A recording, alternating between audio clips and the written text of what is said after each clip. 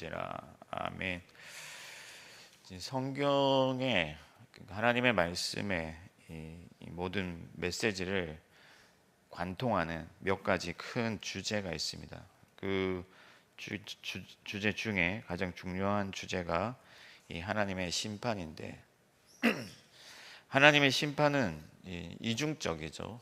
그러니까 죄 있는 자는 벌하시고 의를 가진 자는 구원하시고 보상하시고 영광을 주십니다.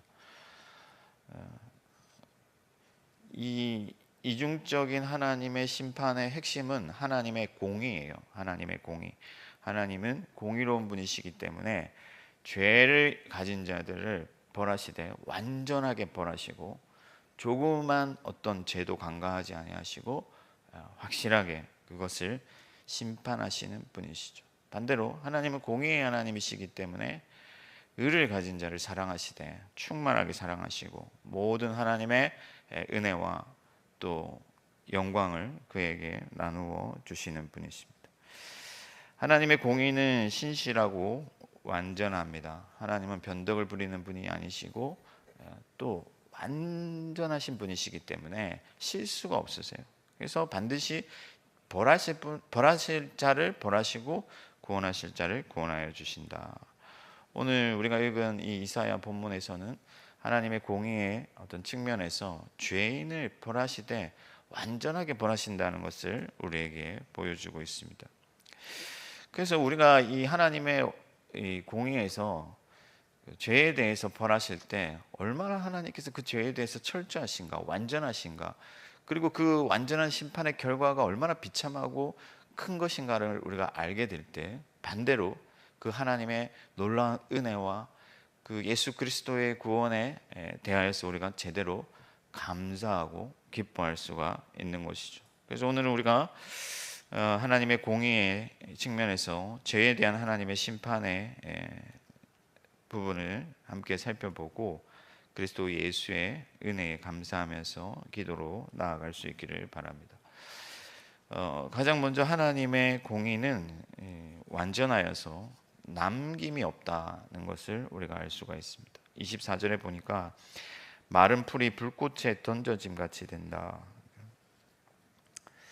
요즘에는 이제 불놀이 할 수 있는 기회가 없죠. 그렇지만 저희가 어릴 때만 해도 지불놀이다 뭐다 하면서 불놀이를 많이 합니다. 불놀이 하면 이제 밤에 오줌 싼다 뭐 그런 얘기를 하고 하셨는데, 요즘은 뭐 그럴 만한 공터도 없고 그럴 기회도 없기 때문에 아이들이 불놀이 자체를 할 수가 없습니다.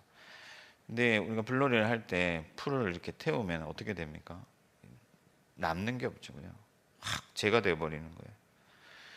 그러니까 하나님은 죄인을 벌하실 때 이렇게 뿌리까지 밟은 세곤하신다. 그러니까 완전하게 그 죄에 대해서 심판하신다는 거예요. 어떤 것도 숨김이 없습니다. 그러니까 남겨진 게 없어요. 사소한 죄, 그리고 조금은 괜찮은 죄, 뭐 적당한 죄 없다 하는 거예요. 하나님은 완전히 단호하시고 모든 죄에 대해서 확실하게 심판을 하시는 분이시다는 거죠.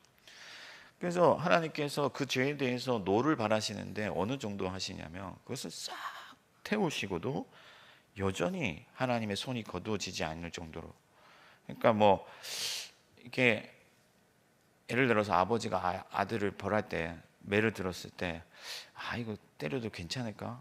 이거 뭐 이 정도는 그냥 넘어갈까? 이런 여지가 있는 것이 아니라 정말 애를 죽을 만큼 패고도 여전히 노가 살아있다는 거죠. 그러니까 그 죄에 대해서 하나님께서 확실하게 완전하게 모든 죄를 심판하신다는 것을 우리가 알 수가 있습니다. 하나님의 뜻은 온전하고 그의 나라는 거룩한 나라이기 때문에 하나님께는 흠이 없고, 그래서 하나님의 나라가 온전히 서고 완전히 서고 거룩하기를 원하시기 때문에 어떤 죄도 관광하지 아니하시고 철저히 심판하신다 하는 거예요. 그러므로 우리 중에 그 누구도 하나님 앞에서 죄에 대해서 자유할 수 있는 사람이 없습니다. 겉으로 볼 때는 어떤 사람은 좀 괜찮아요. 심지어 나를 볼 때도 저 사람보다는 내가 낫다 그런 생각을 할 수가 있습니다. 그러나 하나님께 대하여서는 어떤 사람도 자기 자신을 내세울 수가 없고 교만할 수 없고 남보다 우월하다고 말할 수가 없다 하는 거예요. 왜냐하면 하나님은 그 죄의 뿌리까지 우리 안에 있는 모든 죄를 발본색원하시는 분이시기 때문에 어떤 죄도 하나님 앞에서 사소하지 않기 때문에 우리 모두가 하나님 앞에서는 불탈 수밖에 없는 그런 죄인이다 하는 거예요. 그래서 우리는 다른 사람들을 판단하고 다른 사람들 앞에서 내가 좀 더 나으니까 우월하고 그렇게 할 수 없다 하는 것이죠. 성경은 모든 사람이 죄를 범하였다고 말씀하고 사람의 마음만큼 부패한 것이 없다고 말씀합니다.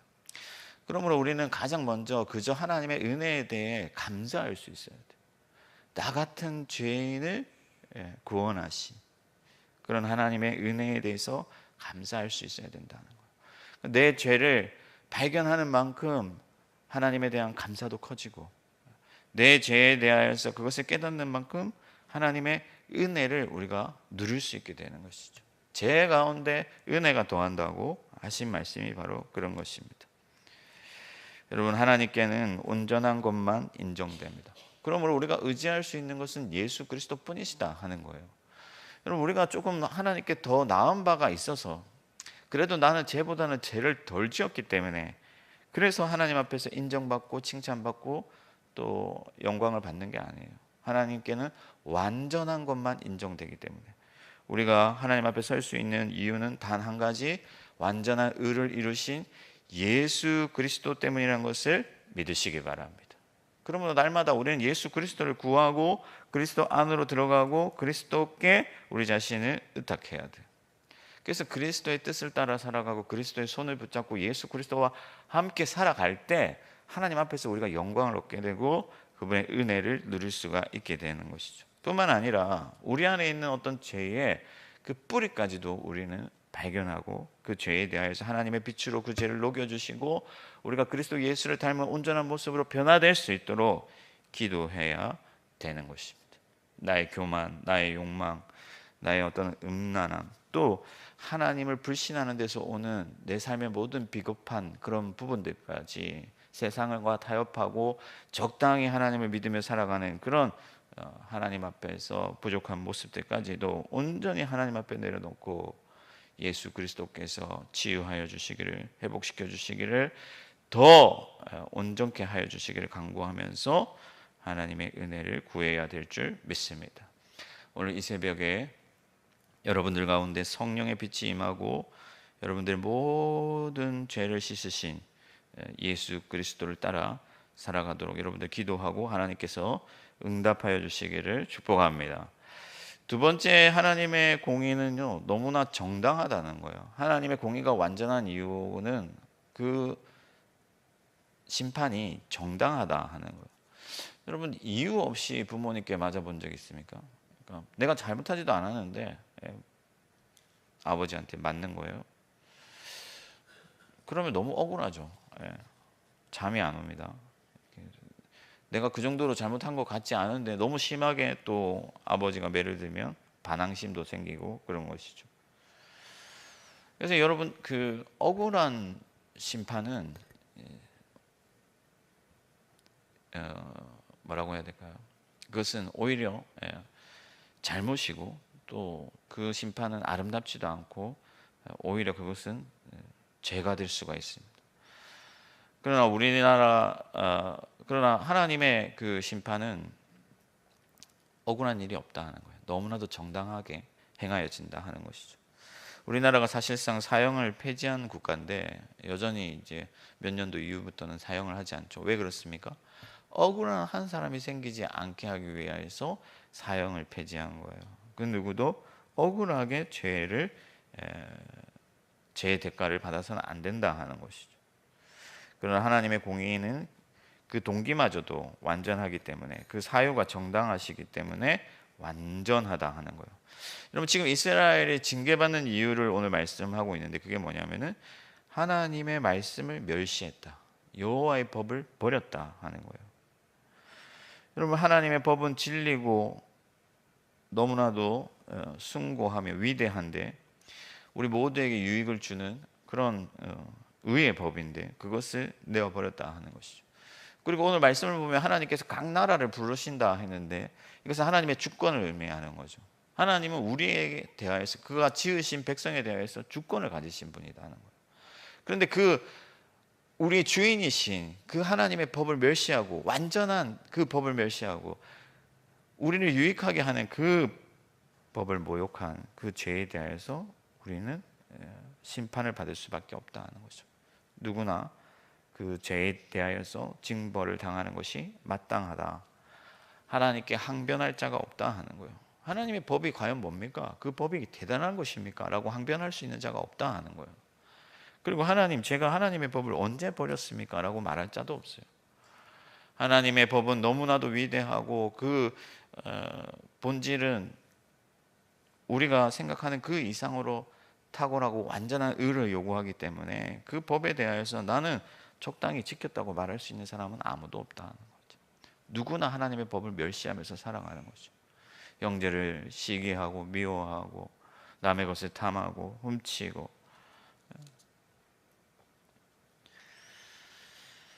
하나님의 말씀의 빛이 우리 마음을 비출 때 누구든지 하나님 앞에서 자기 죄를 고백할 수밖에 없는 것이죠. 그리고 하나님은 옳고 또 옳으시다라고 말할 수밖에 없습니다.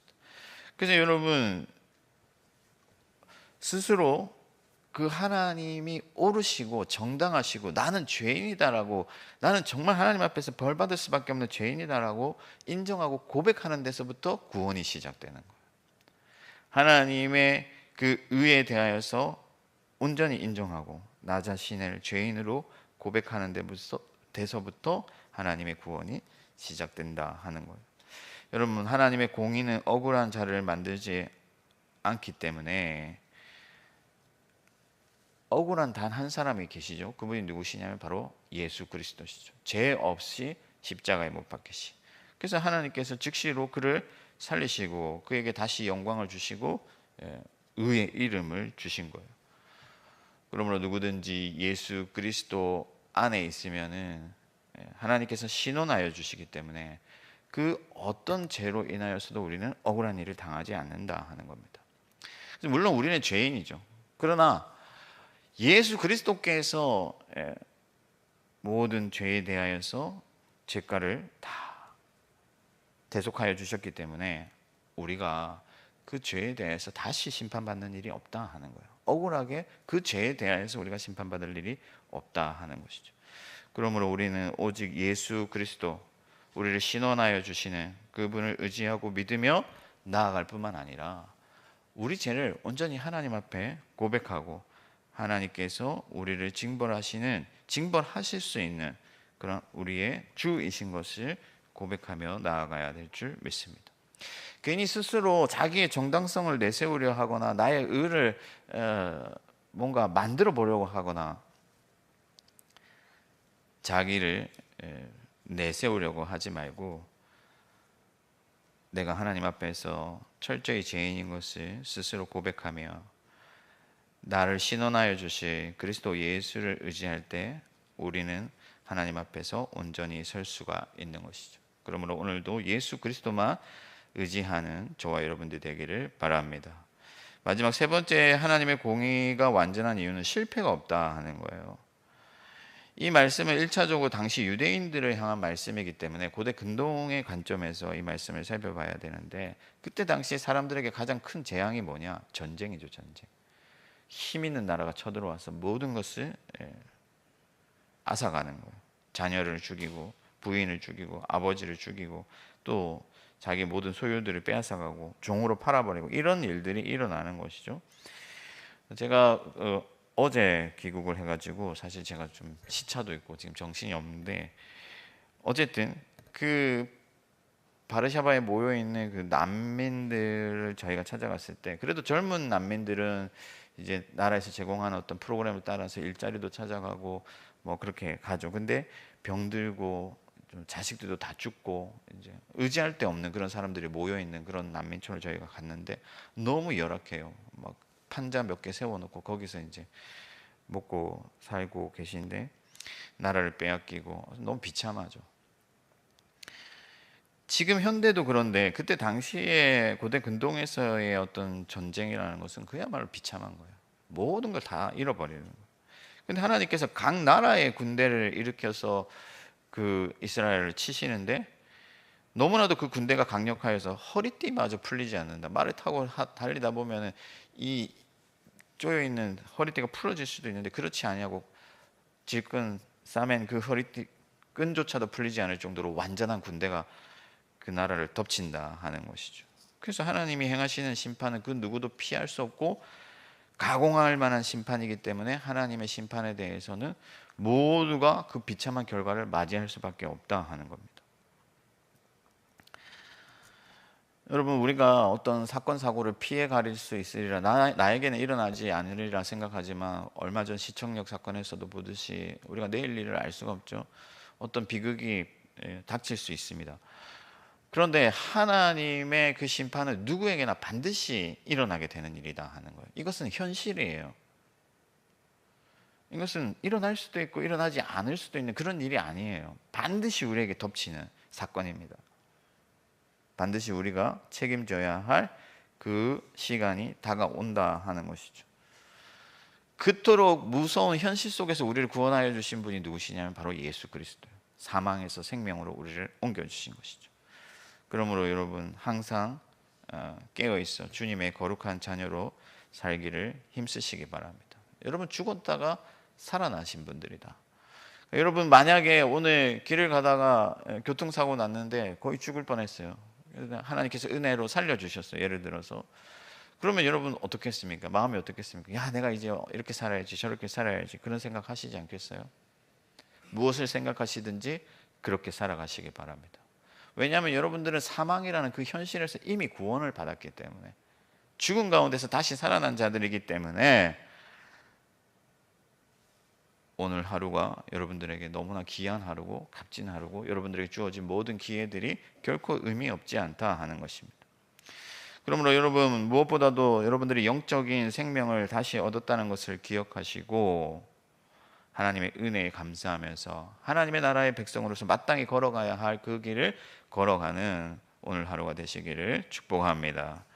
말씀을 정리하겠습니다. 여러분 하나님의 공의는 엄연하여서 완전하여서 반드시 그 죄를 벌하신다 하는 거예요. 그 어떤 조그만 죄, 사소한 죄도 남김없이 하나님께서 벌하시고 그들을 징벌하실 것인데 우리가 적당히 괜찮은 사람인 것처럼 살아가지 말고 오직 그 하나님의 공의의 심판 앞에서 벌받을 수밖에 없는 연약하고 비참한 죄인이라는 것을 스스로 인정하고 고백하면서 더욱 그리스도 예수를 의지하고 더욱 그리스도 예수 안에서 살기를 갈망하며 예수 그리스도만을 따라가고 그 예수 그리스도의 힘으로 나의 죄를 씻을 뿐만 아니라 그 죄에 대해서 자유하고 온전케 되기를 갈망하면서 그렇게 살아가는 오늘 하루가 되시기를 주님의 이름으로 축원합니다. 하늘에 계신 우리 아버지, 아버지의 이름을 거룩하게 하시며 아버지의 나라가 오게 하시며 아버지의 뜻이 하늘에서와 같이 땅에서도 이루어지게 하소서. 오늘 우리에게 일용할 양식을 주시고 우리가 우리에게 잘못한 사람을 용서하여 준 것 같이 우리 죄를 용서하여 주시고 우리를 시험에 빠지지 않게 하시고 악에서 구하소서. 나라와 권능과 영광이 영원히 아버지의 것입니다. 아멘.